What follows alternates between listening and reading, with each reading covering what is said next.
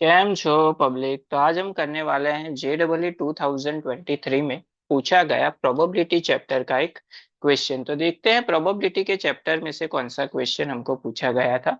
तो क्वेश्चन कुछ ऐसा पूछा गया है, बहुत ही सिंपल क्वेश्चन है।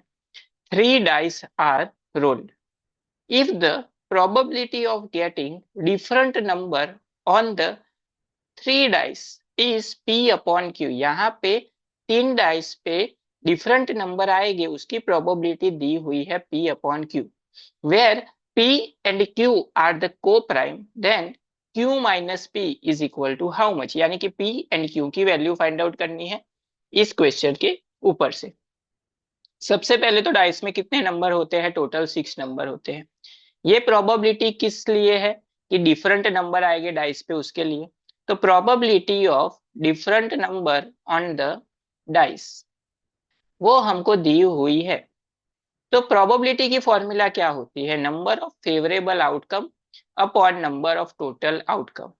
अभी यहाँ पे डाइस को कितनी बार रोल किया है? 3 टाइम्स।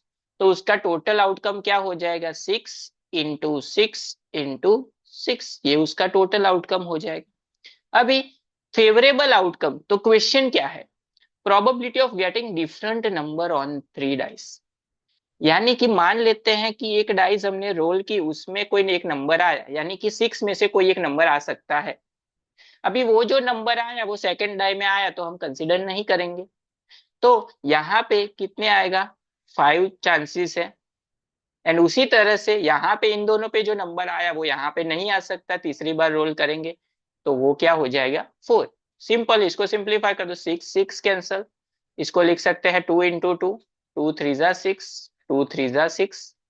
तो यहाँ पे हो जाएगा 5/3 इंटू 3 होगा 9।